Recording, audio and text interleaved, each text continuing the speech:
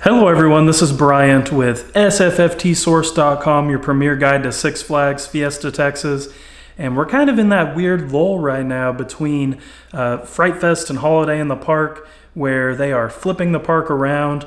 Holiday in the Park isn't the only thing they're getting ready for. The park is also getting ready for the 30th anniversary, and there's tons of things happening out there to prep for Dr. Diabolical's cliffhanger and all of the other things that they have planned. So while we might not be able to head out to the park, we've compiled tons of images of all of the progress going on around the park, and we have shared some of these on social media, but we wanted to go ahead and do a video so that we could kind of elaborate and show y'all what's going on out at the park.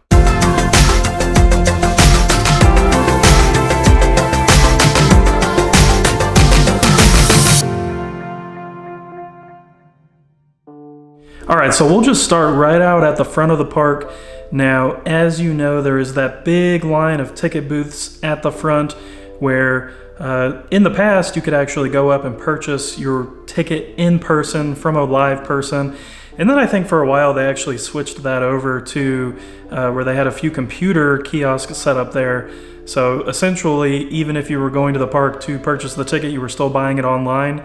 Well, those ticket booths are a thing of the past, and they've actually started demolishing those right now. So what the park has said is that this is going to open up the area so your entrance and exit traffic is going to flow a little bit better. There's going to be a little bit more room. And they also said they're kind of reimagining the ticket purchasing experience and the guest services, guest relations experience up there at the front. So you can expect pretty much an all new looking kind of front gate plaza area once we roll into 2022, and they've already started demolishing that.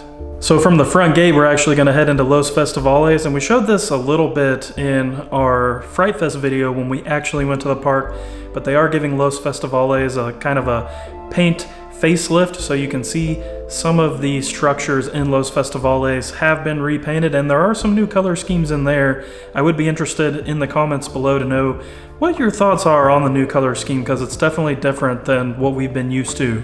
So as we wind our way into Crackaxle Canyon, I had a little bit of a premonition on this before. So when they showed us the concept art for Dr. Diabolical's cliffhanger, of course, Sundance Theater is gone. However, you can see that the indoor queue is the Sundance Theater backstage building structure.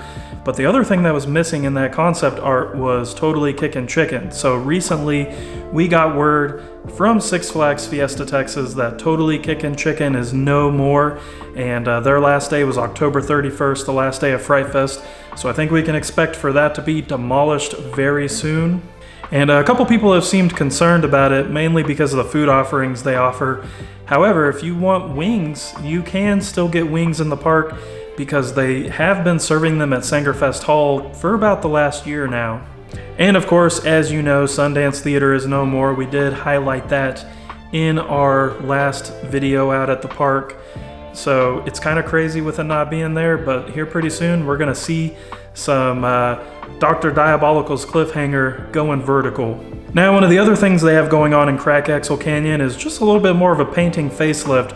So if you swing around over by Goalie Washer and you look at the Bubba's Hamburgers dining location, you will see some new paint. They've also repainted the restroom that's over there next to that area. So I don't know how much paint is going on back there, but they are also repainting Lone Star Lil's amphitheater. So I think pretty much anything that is in the general vicinity of Dr. Diabolical's cliffhanger will probably be repainted by the time we get to the 2022 year, and as we get closer to Dr. Diabolical's cliffhanger opening over the summer. Now, I think another one of the really crazy things that's happening is over at Sangerfest Hall in the Spotsburg area. Before the pandemic started, back I guess maybe early 2019, late 2018, the park did announce that they planned on doing a full remodel of Sangerfest Hall, redo the kitchen and redo the dining area and the dining experience. Now, of course, when the pandemic hit, that really derailed all of that stuff. So that project pretty much went on hold.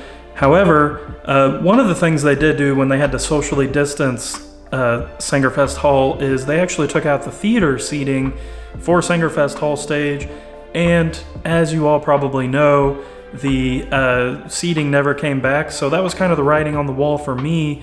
And now that they've actually announced that they're going to start back up with that project, we've seen Sangerfest Hall stage, which hasn't had a show on it in quite some time. I think the last time was maybe winter of 2019, so it's been about 2 years.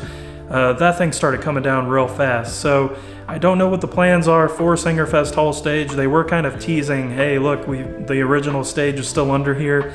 I don't know if that means they're keeping it, but I can pretty much assume that there's not going to be any kind of wide-scale live entertainment in this building anymore. Now as we move on from that, there are now markings all over the floor where it looks like some things are going to be changing.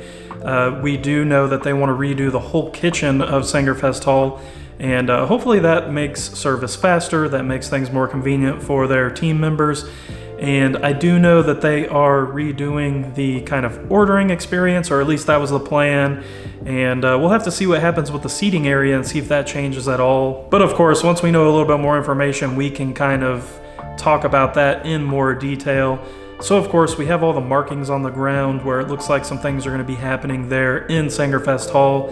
And the other kind of nice little cool thing they did is they actually put up permanent stanchions over by the refill station, so it looks like they're gonna have a more permanent setup for that and not just those temporary, kind of rope type of stanchions. Now the other really big thing that is happening is over at Primo's Pizzeria. That's kind of that weird corner where Rockville and DC Universe kind of clash. As y'all know, there's not really like a good layout as of right now as to where that area ends and the other one begins.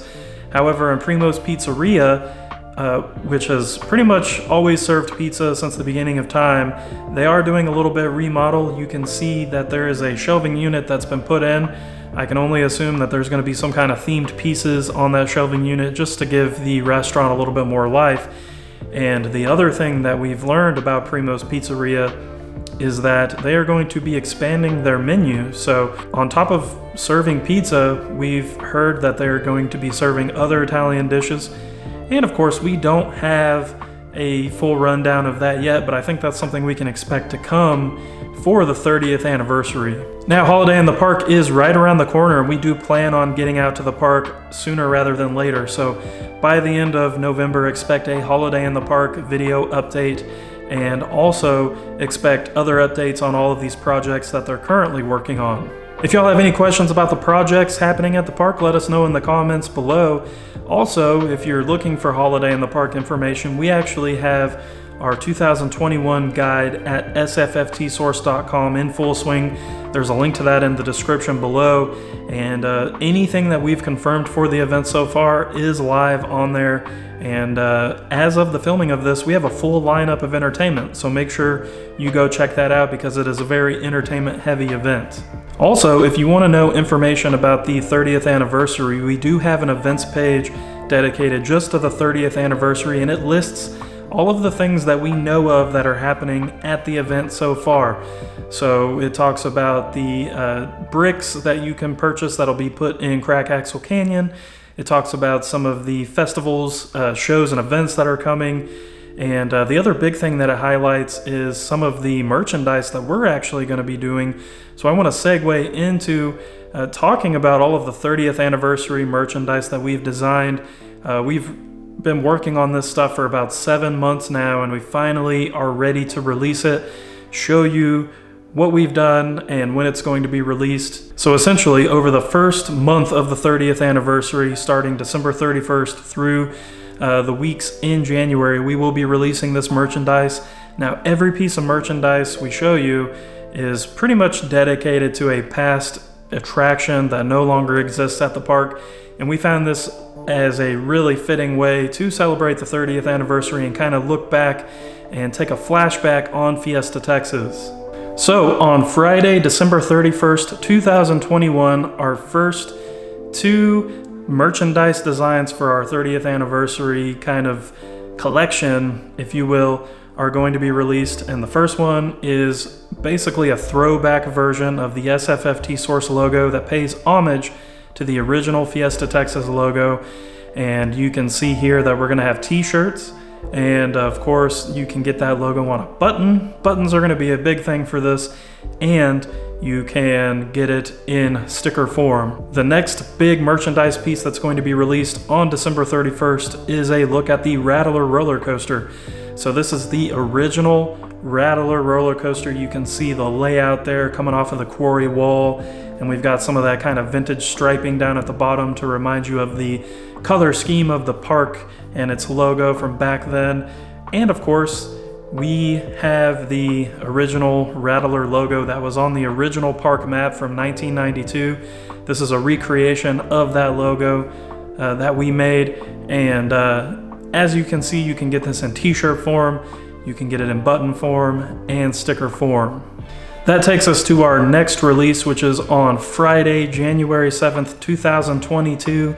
Someone actually requested a Sundance Theater merchandise piece, so here it is. You can see the entrance signage, kind of the iconic piece of Sundance Theater. And then of course we've got the stage there in the background. And just like the other two merchandise pieces, this is available in button form and in sticker form. And on Friday, January 14th is our next release. Who can forget the water ride Power Surge? This opened with the park in 1992 and was an iconic Shoot the Chutes attraction located in the Rockville area. You can see the boat coming down the final hill, and then of course a recreation of that original logo that hung at the front of the ride. Now, just like all the other stuff, you can get a button version of this and a sticker version of this along with the t-shirt. And I do want to point out that shipping is going to be free on all of these items, so make sure to check them out. And on Friday, January 21st, we're going to have two merchandise releases. Now the first one is kind of a redo of our Motorama Turnpike design that came out earlier this year. You can see I'm actually wearing the original design on this t-shirt right now. Now we've actually kind of modified this a little bit to pay a little more homage to the past. You can see a little bit more detail on that Motorama Turnpike logo, and we've added the throwback SFFT source logo on there. So a really fun way. I love the architecture of this building. It was so cool. And of course, the button and sticker version feature the Motorama Turnpike logo that you would have seen on the sign there on the station building. Now, the second piece of merchandise that's going to come out on January 21st is a look back at the Loop Drive-In, which called Fiesta Texas home from 1992 to 1998. This featured live entertainment. It was an outdoor venue, and it was themed to a, like a movie drive-through where you would take your car over in the Rockville section. Now, of course, when Scream was built, they took the structure that was the theater and kind of built Scream in the middle of it. So you are still standing in the theater when you're waiting in line for Scream. It's just a weird experience. But this merchandise is going to pay homage to that original theater, and we tried to match the original colors the best we could. But there's not a lot of stuff to find on this theater, so hopefully we got it right. Some of you diehard Fiesta Texas fans might have to let us know. And our final piece of merchandise is going to come out on Friday, January 28th, 2022, and it's a look back at the Joker's Revenge, which had a short lifespan at the park. It was only around from 1996 to 2001, and then in 2002 it was standing but not operating before it was moved to Six Flags New Orleans. So a lot of people talk about really enjoying this ride, and we wanted to kind of go all out and show off the funhouse queue and the station, and of course we have the ride layout there in the background. So just a fun way to pay homage to this. Of course, I know that the Joker on the logo isn't the same. We did not want to get in trouble for using stuff owned by DC Comics, so this is what we came up with, kind of a vintage throwback Joker that you would see on a set of playing cards. Now, all of these merchandise pieces will be available from their release date all the way through the end of 2022, and then at the end of 2022 they will go away forever. So personally, for me, I'm excited to purchase the buttons. If you have a membership, they really push the lanyard, so that's one of the reasons we went with the buttons. And of course, stickers can be put on just about anything. So we do want to know in the comments below what your favorite design out of this reveal is. That's going to do it for this Fiesta, Texas update video. If you have any questions about the park, let us know in the comments below. And if you want to know more information about the park, we encourage you to check out sfftsource.com. It's pretty much your ultimate guide to Fiesta, Texas. There are event guides on there. You can find information about rides, dining locations, shopping locations. And of course, there's a history timeline that gives you an in-depth look at every year at the park. And as we come on that 30th anniversary here in 2022, it's definitely interesting to take a look back at that timeline. Thank you all for watching, and we'll see you soon at a theme park.